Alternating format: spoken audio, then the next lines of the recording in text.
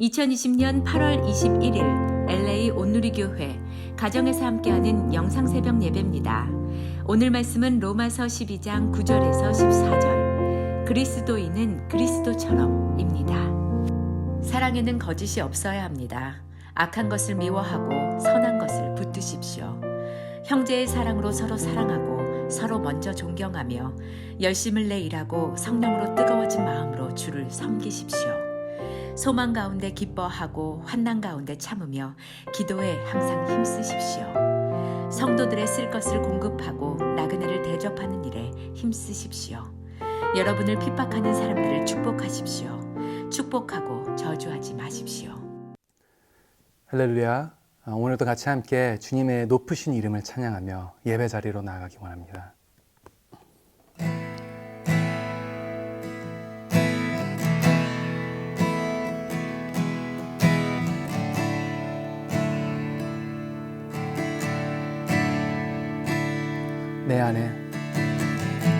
내 안에 주를 향한 이 노래 영원한 노래 있으니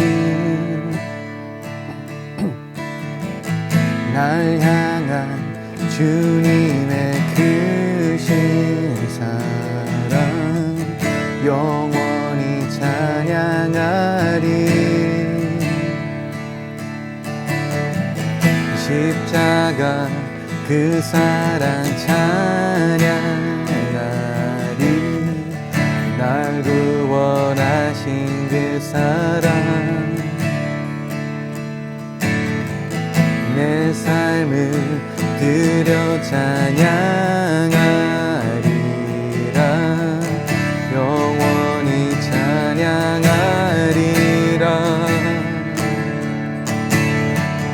영원히 찬양하리라. 아름다우신 오 놀라우신 영원할 수 없는 사랑 오 위대하신 하나님의 사랑 영원히 찬양하리. 아름다우신 오 놀라우신 영원할 수 없는 사랑 오 위대하신 하나님의 사랑 영원히 찬양하리. 주와 같은 분은 없네. 이 세상 그 누구도 주와 같은 분은 없네. 누구도 바꿀 수 없네. 아름다우신 오 놀라우신 영원할 수 없는 사랑 오 위대하신 하나님의 사랑 영원히 찬양하리.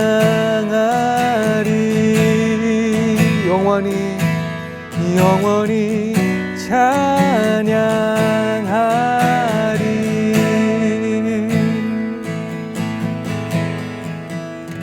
아멘.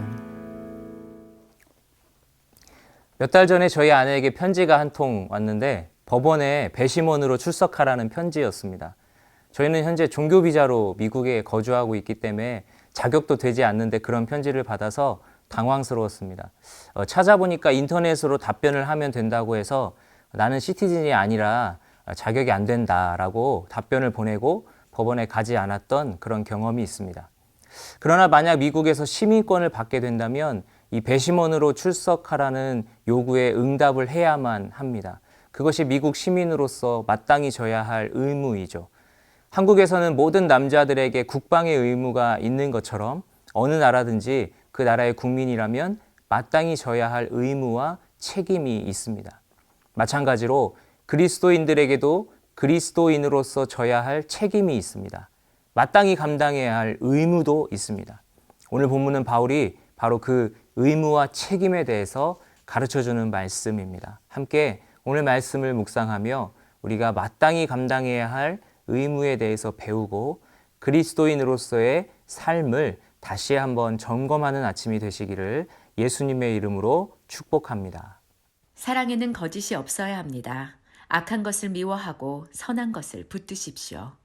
형제의 사랑으로 서로 사랑하고 서로 먼저 존경하며 열심을 내 일하고 성령으로 뜨거워진 마음으로 주를 섬기십시오. 먼저 바울은 그리스도인은 거짓 없이 사랑해야 한다라고 말합니다. 초대교회에 있었던 큰 문제 중에 하나가 바로 유대인과 이방인의 구별이었습니다. 당시의 그리스도인들은 모두가 함께 식탁에 앉아 음식을 나누고 교제했습니다. 그런데 그리스도인이 되기 이전에 유대인들에게 이방인들이 어떤 존재들이었습니까? 사람 취급도 하지 않았던 존재들입니다. 이방인들은 유대인의 율법에서 부정하다고 금해놓은 음식을 먹는 그런 사람들이었습니다. 그런 이방인들과 함께 앉아서 식사하는 것이 이제 막 그리스도인이 된 유대인들에게는 결코 쉽지 않았을 것입니다. 그리고 그런 불편함 때문에 이방인들 역시도 동일하게 그들과 함께 식사하는 것을 불편하게 느꼈을 것입니다. 여러분 한번 상상해 보십시오. 같이 식탁에 앉아서 식사를 하고 있습니다. 또 같이 교제도 나눕니다. 그런데 서로 뭔지 모를 꺼림칙한 감정들이 그 안에 있는 것입니다. 입술로는 사랑한다고 고백하지만 그 고백이 진실한 고백이 아닐 수도 있었다는 것입니다. 그래서 바울은 사랑에 거짓이 없어야 한다고 말하고 있는 것이죠. 로마서 앞부분에서 바울은 행위가 아닌 믿음으로 구원을 받는다는 것을 말했습니다. 또 육체적 혈통에 따른 이스라엘이 참된 이스라엘이 아니라 하나님의 은혜로운 선택에 따라 그리스도를 주로 받아들인 자들이 참된 이스라엘이라고 말했습니다. 이제 예수님을 구주로 고백하는 사람들이 참된 그리스도인이라는 것은 충분히 설명이 되었습니다. 그렇다면 이제 남은 것은 그렇다면 그리스도인들은 어떻게 살아야 하는가의 문제였습니다. 여기에 대한 가르침이 오늘 본문 이전에도 있었죠. 바울은 이제 예수님을 믿고 그리스도인이 된 모든 사람들은 유대인이냐 헬라인이냐가 중요한 것이 아니라 하나님의 백성이라는 사실이 중요하다고 가르쳐 줍니다. 그리고 이제 하나님의 백성이 되었으니 하나님 나라의 법칙을 따라서 그리스도인으로서의 의무와 책임을 다하며 살아야 한다고 계속해서 가르쳐 주고 있는 것이죠. 그런 관점에서 오늘 본문을 보게 되면 바울이 말하고 있는 그리스도인으로서의 의무와 책임을 감당함에 있어서 그 밑바탕에 깔려 있는 가장 중요한 삶의 원칙은 바로 사랑이라는 것을 알 수 있습니다. 여기서 바울이 악한 것을 미워하고 선한 것을 붙들라고 말하는데 뒤에 나오는 로마서 13장 10절에 보시면 거기에서는 사랑은 이웃에게 악을 행하지 않는 것이라고 말하고 있습니다. 즉 바울은 악을 미워하고 선을 붙드는 것 또한 사랑의 표현 방식 중 하나라고 생각한 것 같습니다. 바울은 고린도전서 13장에서도 사랑에 대해서 여러 가지로 설명합니다. 그 말씀에서도 알 수 있는 것은 사랑은 단순한 감정이 아니라는 것이죠. 사랑에는 엄청난 노력과 헌신이 요구되는 것입니다. 교회에서 많이 고백하는 말 중에 하나가 사랑합니다 라는 표현입니다. 그런데 그런 우리의 고백에 정말 거짓이 없다고 할 수 있을까요? 우리는 그렇게 사랑한다고 고백하는 하나님께 그리고 주 안에서 하나 된 형제 자매들에게 고린도전서 13장에 나와 있는 것처럼 정말 그렇게 헌신적으로 사랑을 하고 있습니까? 잘 아시는 말씀인 요한 1서 3장 18절에 보시면 자녀들아 우리가 말과 혀로만 사랑하지 말고 행함과 진실함으로 하자라고 말씀합니다. 하나님은 우리가 거짓 없는 사랑의 삶을 살기 원하십니다. 하나님께서 우리를 그렇게 사랑해 주셨기 때문에 우리는 마땅히 그런 삶을 살아야 합니다. 바울은 여기에서 간단하게 두 가지 측면의 실천을 제시하고 있습니다. 10절에 보시면 서로 사랑하고 서로 먼저 존경하라고 권면합니다. 내가 누군가를 사랑한다면 그 사람을 먼저 존경해 줄 수 있어야 하는 것이죠. 여기서 먼저라는 말이 중요합니다. 다른 사람이 나에게 하는 것을 보고 하는 것이 아니라 내가 먼저 하라는 것입니다. 이 말은 조건을 따지지 말라는 의미입니다. 또한 돌아올 결과를 기대하지도 말라는 것입니다.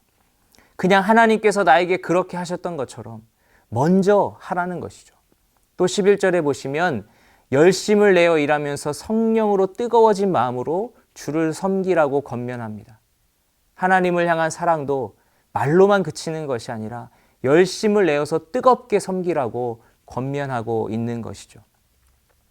하나님은 내 중심까지도 다 아시니까 내가 굳이 뭘 하지 않아도 내 사랑을 다 아실 거야. 이 말 자체는 틀린 말이 아니지만 잘못하면 우리의 핑계가 될 수도 있습니다. 정말 하나님을 사랑한다면 가만히 있을 수 있겠습니까? 움직이게 되어 있습니다. 뭐라도 하게 되어 있습니다. 오늘도 하나님을 향한 사랑이 그리고 이웃을 향한 사랑이 말과 혀로만 그치지 않고 내가 할 수 있는 작은 것이라도 실천하고 진실한 사랑의 삶을 살아가는 저와 여러분 되시기를 예수님의 이름으로 축복합니다. 소망 가운데 기뻐하고 환난 가운데 참으며 기도에 항상 힘쓰십시오. 성도들의 쓸 것을 공급하고 나그네를 대접하는 일에 힘쓰십시오. 여러분을 핍박하는 사람들을 축복하십시오. 축복하고 저주하지 마십시오.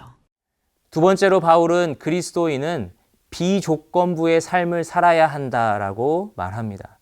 12절에서 14절 말씀을 보면 공통적으로 느껴지는 것이 뭔가 참고 내어주고 그럼에도 불구하고 축복하고 이런 힘든 느낌의 권면들이라는 것입니다. 바울 당시의 시대가 어떤 시대였습니까? 일반적인 관점에서 봤을 때 그리스도인들에게는 정말 소망이 없는 어두운 시대였습니다. 엄청난 핍박이 눈앞에 있었기 때문이죠. 그런데 바울은 소망 가운데 기뻐하라고 합니다. 참으며 기도하라고 합니다. 또 성도들의 쓸 것을 공급하고 나그네를 대접하는 일에 힘쓰라고 합니다. 초대교회 성도들이 풍족하면 얼마나 풍족했겠습니까? 그런데 자신이 조금 부족해도 다른 사람을 먼저 돌아보라고 권면하고 있습니다. 심지어 핍박하는 사람을 축복하라고 합니다. 말이 쉽지 나를 핍박하는 사람을 진심으로 거짓 없이 축복한다는 게 가능합니까? 그런데 바울은 이런 권면들을 하고 있다는 것입니다. 그런데 이것이 바로 그리스도인들의 마땅한 삶의 태도이며 의무라는 것이죠. 나에게 여유가 생기면, 나를 먼저 축복해 주면, 내 상황이 조금 나아지면 이런 식의 삶의 태도는 신앙인의 삶의 태도가 아닙니다. 믿지 않는 사람들도 이렇게는 다 합니다.